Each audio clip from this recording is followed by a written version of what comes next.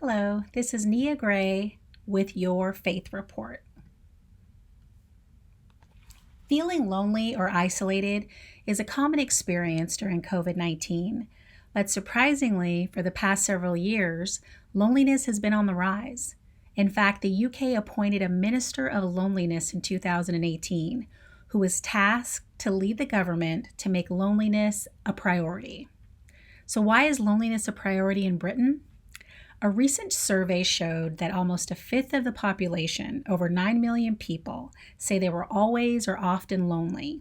And you might think of old people, shut ins, but in this survey, younger people felt 2 times more lonely than those over 55 years old. Loneliness isn't just a social issue, it's a budding health crisis. Loneliness has been estimated to shorten a person's life by 15 years, equivalent in impact to being obese or smoking 15 cigarettes per day. And it's 2020, and Britain has currently been on its third Minister of Loneliness with no positive results.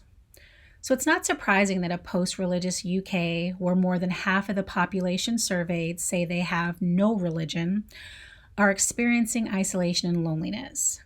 God is a God of relationship and community. Therefore, being part of a religious group, you are scheduled to meet. You have different types of events, places to worship, times to attend. Where atheists may meet, their meetings are more sparse, and the non-religious don't organize meetups at all.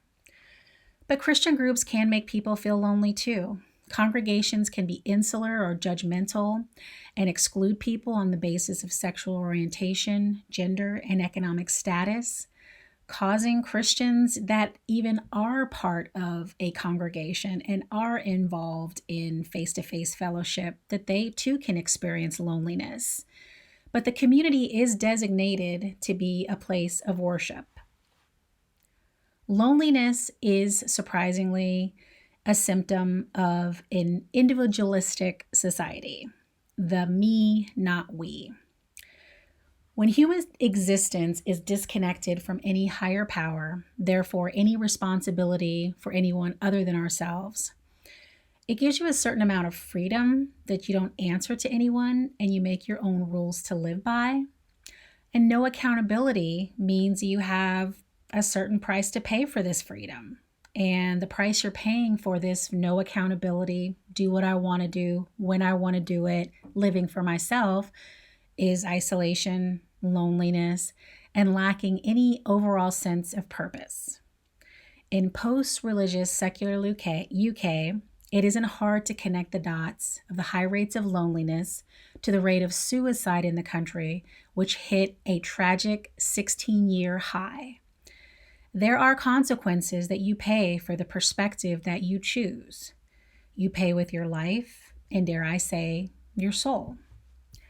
I don't expect non-religious people to run out and join a church to avoid being lonely. However, it might be good to know that some very encouraging stories of men and women who were abandoned and rejected by their families and community found refuge in their faith.